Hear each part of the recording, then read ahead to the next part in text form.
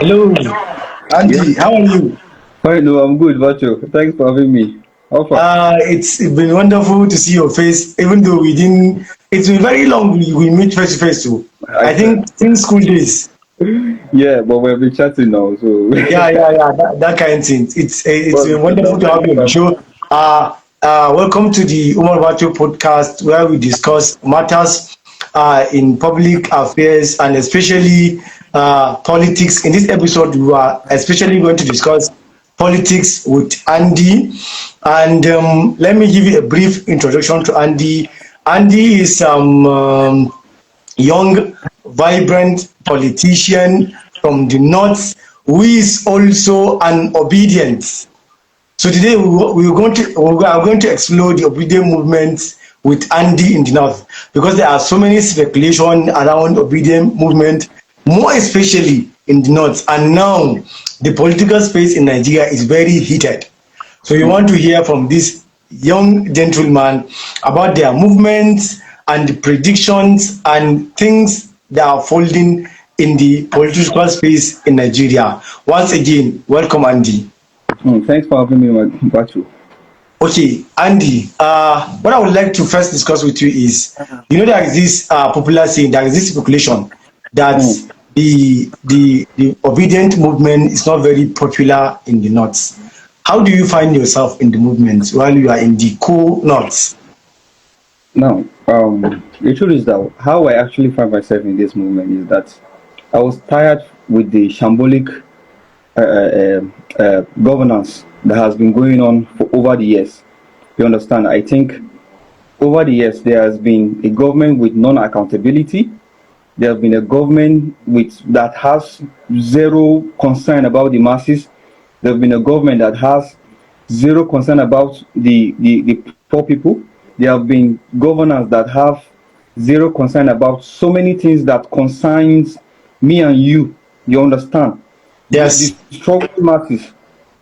You get, so there yes, is no point to align myself with people that do not care about me, do not care about my people. You understand what I'm saying? So I yeah. think that's why the obedient movement was so strong, and it comes like, aren't you surprised that Peter Obi just announced his resignation with the People Democratic Party, and all of a sudden he pulled up over 6.1 million votes within the shortest period of time?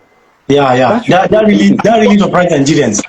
That really people surprised are Nigerians. people are really tired with so many things that's actually happening. I don't know if you understand what I'm saying. Yeah. I'm getting your Yes, point.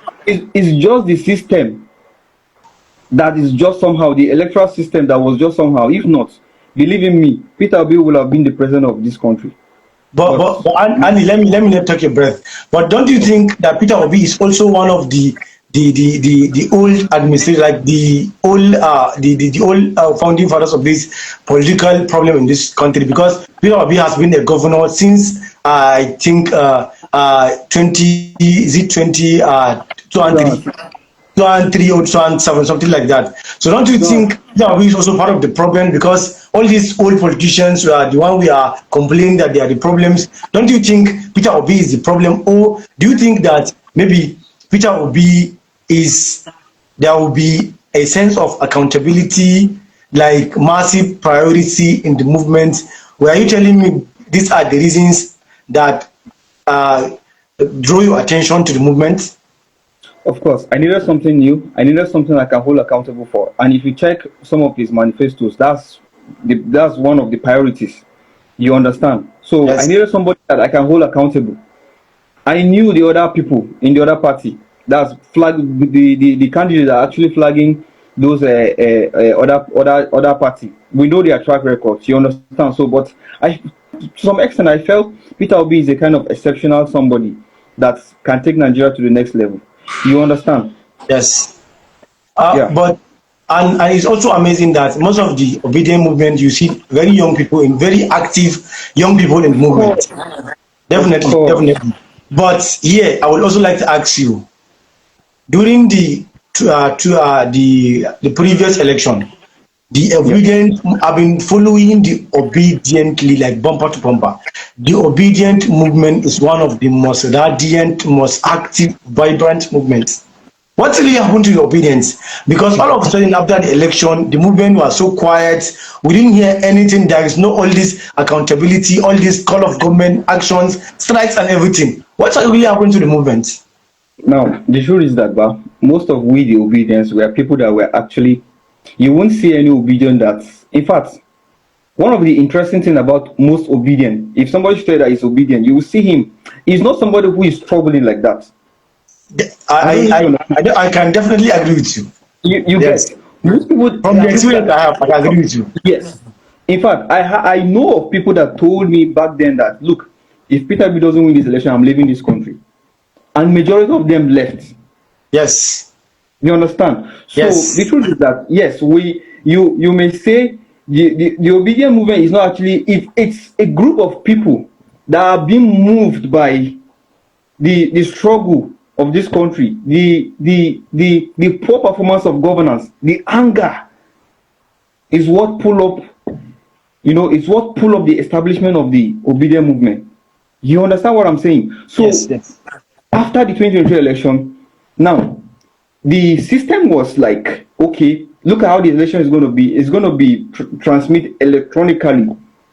You get, and Yes. everything turned out to be something else. Definitely. You understand what I'm saying? Everything turned out to be something else, which you and I know. Nobody knows what really happened. There was a glitch. There was a this. There was this. There was a this. There was a this. My polling unit. Yes. My polling unit. Yeah. I know what really happened in that very particular place. But when I check it from the server, it was another thing else I saw in that very particular place. Wow. So the system was tempered, and that's why each and every one of us is advocating for an electoral reform. Yeah, electoral reform. You understand what I'm saying? So Yes. if that is not put in place, please, the 2027 election is going to be something else completely. I'm just telling the print. At this point, Every obedient, we may not say we won the presidential election, but to some extent, I felt. but sorry, Andy. That's why you've been speculating now, because I can hear vividly. Even now, I don't know, maybe today or tomorrow, Aisha Yusufu, one of the very radiant, very active obedient movement in the north. Sure. Up to today, if maybe tomorrow or today, she's not referring President Bola Ahmed Tinubu as her president, because she think the election was rigged and the actual winner of the 2023 election is Peter Obi. Of course, like from the numbers you can see, and from some of the server that wasn't transmit makes every obedient feel as if there was something that they are trying to hide from every other Nigerians. Yes, we would definitely agree with Obidient, because Peter Obi really shocked Nigerians. The numbers really shocked Nigerians. In Abuja, he beat the president hands down. Even in the president state. Lagos, yes. You understand what I'm saying? So yes. You can imagine, if you cannot, so it's just the system that is just something else. That's why if you meet any obedient today, he will tell you that this what happened. So person actually won the election, but they didn't actually give him that very particular stuff. You understand what I'm saying? Yes. So yes. that's what everything was transparent as it's the way they said it's going to be. Yeah. I felt maybe the story might have been different now. You understand? The explanation will have been different. We'll have said, okay, we'll try our best. Maybe in the next fourth election, we will have done more better. You get? Yes. Yeah, so that's my okay. Moving to the next question. There is this this a very strong coming together of the coalition, the opposition party, and all of a sudden Nigerians were very surprised to find Peter Obi in that particular movement or in that particular coalition, and Peter Obi is one of the key stakeholders in that coalition. Did he really surprise you? Like, did he really? What's the response? Like, what's the reaction in the opinion movement when they heard the news that Peter Obi is joining the coalition? Now, to me, I will speak for myself. But honestly, when I heard the news about the coalition, I first of all let me know the motive of this very particular coalition. Now, the motive, if in politics, when you say a coalition is the coming together of group of people whom want to salvage a particular situation. Yeah. You understand? It's a coming together of so many different political parties whom want to actually salvage a particular situation. They feel the government of the day is not actually doing what it's supposed to be. People are suffering inflation. You know, some people can barely eat 3 square meals. You understand? There are so many disadvantages that this government actually, you know, came up with. So they feel they have what it takes to actually salvage this country. That was what actually pull them together, bring them together, for them to be able to rescue this country. You understand? So I'm not surprised seeing Peter Obi there, because he's one of the leading candidates that took it upon himself to save this country, or take this country to the promised land, or move this country to where it ought to be now. Okay, I understand the point, but were you not, like, it didn't make any thing in your mind that most of those people in that coalition were the people most of them were in power just 2 years back, and many of the Nigerian citizens were saying that they were having this coalition force because they were not particularly enjoying the current administration. Were you not like showing any bit of concern that why would Peter Obi march or join this like kind of category of people that have history just 2 years back? Where I don't know speculation, like something in your mind that why Peter Obi would join this particular set of people? Okay, now let me give you an instance. 2023 election, when PDP before the PDP, during the PDP primaries, I think 24 hours after the primaries, or is it 24 hours before the primary, something like that, he actually resigned. So the truth is, I am not actually surprised, but just watch. I will just tell you that, just watch and see what may likely come up. If he noticed things are not actually going the right way, I trust him. He will pull. he will pull out of it. Wait, Adi, are you attesting the fact that, you know, last week when our channels were having Medu Sharif, former governor from Borno State, he said, according to him, that the information he has at hand is Peter Obi will run back to PDP and contest there. So are you in one way or the other matching the information Medu Sharif give with what you are saying now? See, politics, I don't see a reason why people see politics as political party as see, it's just the way Nigerian system is. You understand? It's just the way Nigerian system is. Firstly, political party is just a platform. Politics is a game of number, right? Yes. Political party should be just a platform.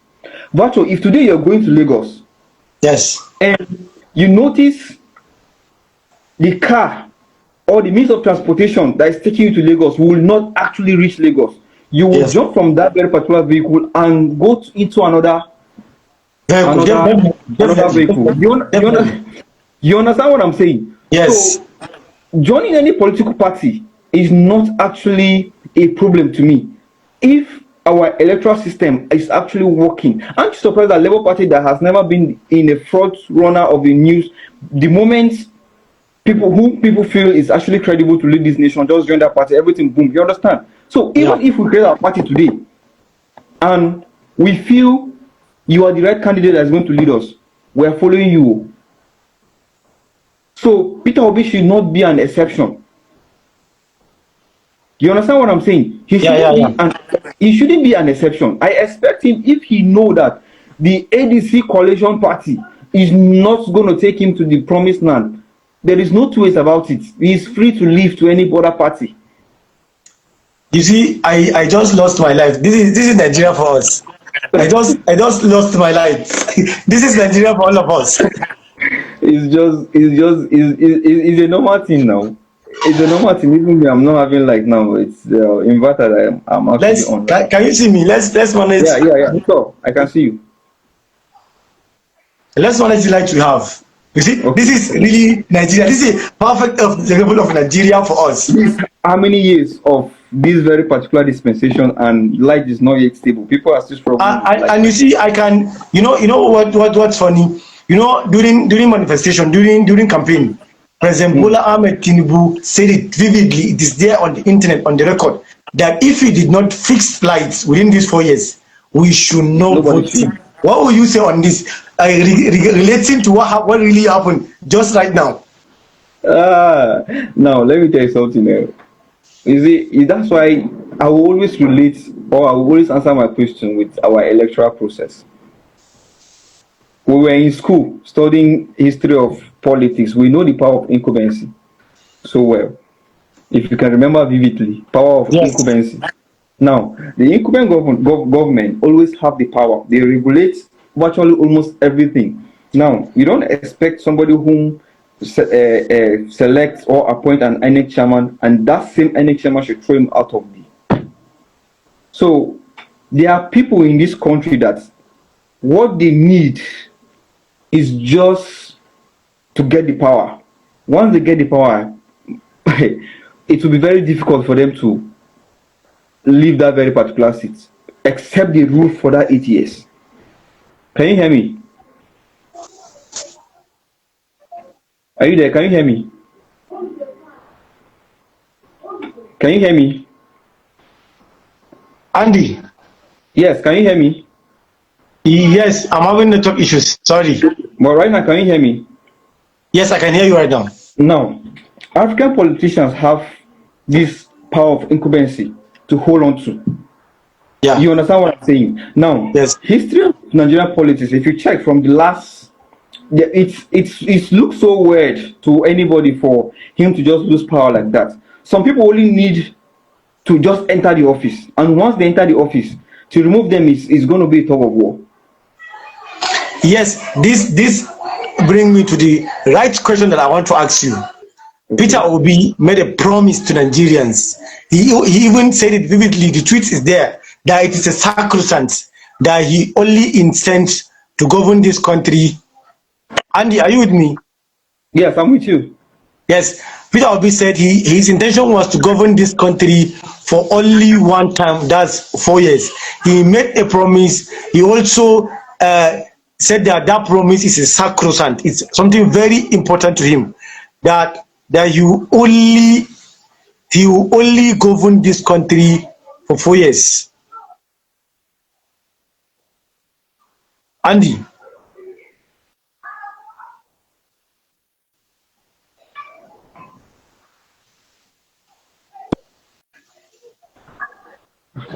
Can you hear me? Yes, I can hear you. Did you hear my question? Yes. So what's your take on that? What's your take on the fact that Peter Obi said he's only going for one term? No. One term is actually 4 years, which is, I think, 48 months. You know, the fact that I stand with obedience, the holistic truth is that 4 years is too short for anybody to fix this country. You understand? But at least you can as well put the country on the right track within that very particular 4 years. You understand what I'm saying? Yes. 4 years is actually short for you to execute all your plans. In Nigeria, Yes. with the current situation we are in the country, looking at the economy, the security situation, and everything. Yes. 4 years is actually short.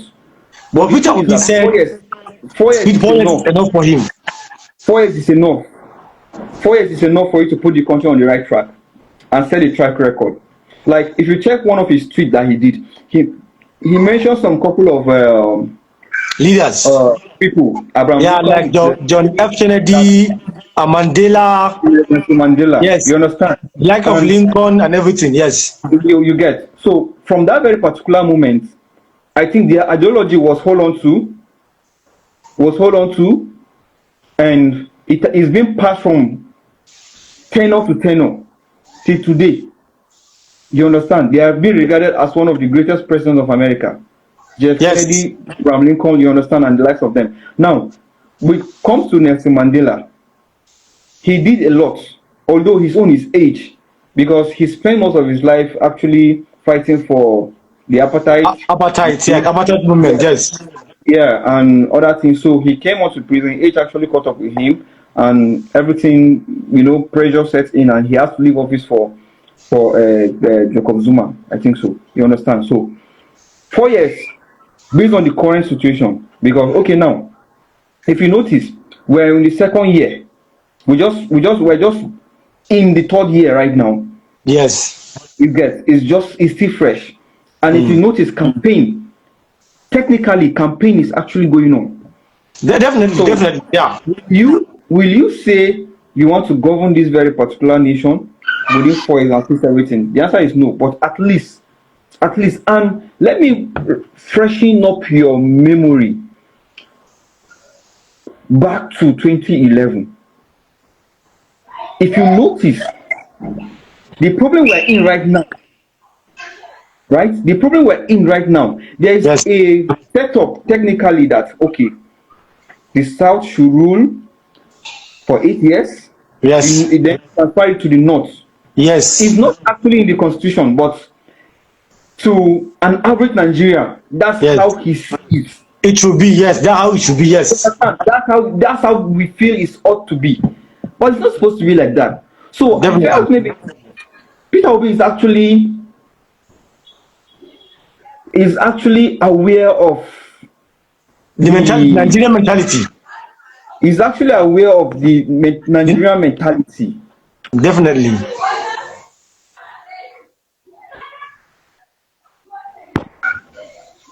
He's actually aware of the Nigerian mentality. Now, if you notice, when Yaradua died, may God rest his soul. Amen. The idea was,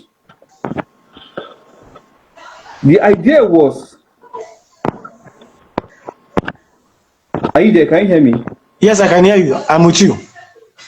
Now, when Yaradua died, and he's having network issues. Can you hear me now? Yes, I can hear you, Andy. Yes. When Yaradua died, now there was a caucus meeting that was held within the PDP that Goodluck Jonathan should actually finish the tenure of his boss. Yes, the remaining 2 years. And then hand it over back to the North. Yes, because they believe that it is the North's time. You understand? Yes. And Goodluck Jonathan, power is something that is very sweet. The moment you actually hold on to it, and you don't want to actually release it. Yes. There are so many people that come up with the opinion that, okay, even in the South, okay, this guy should actually rule for complete his boss tenure and then hand it over to North, let the North finish, and then the power should now come back to the South again. That's our problem in this very particular country. The North strongly disagree with it, and that was what gave birth to this APC that we're seeing today. Definitely. You understand what I'm saying? Andy, let me. Maybe Peter Obi is actually conscious of that. That's why he's statement. He will just serve for only one tenure and then go. But you see, one of the major concern is like the example you give now, that maybe Peter Obi is just using tactics because of his desperation to hold on to power. Because they are in history, and many political scholars believe that you cannot hold on to power for 4 years and just release it. The recent example is in the case of Goodluck Jonathan. Even President Muhammadu Buhari, I remember when he said that he's going to do one time. Yes, there are those speculations, yes. Virtual, the truth is that, to me, even 8 years is even too small. I can explain to you why I say even 8 years is even too small. You understand? But maybe the sense of history is what actually Peter Obi is actually stating to. Now, he doesn't want a situation whereby he would hold on to these 4 years and then making that the people from the South are actually ruling this nation 4 years, and then that is 12 years. So it won't make any sense. There is no region that is going to agree with that. Even the North, before you know, another problem will start again. You understand what I'm saying? You get what I'm saying? So Yes, yes, yes. so many things that actually happened within that very particular years. Some people believe that it was actually created to make the present government of that very particular time to look as if it wasn't looking the way it's supposed to be. So many things are actually happening, and then people felt tired of the governance, and that was what brought this APC that we have today.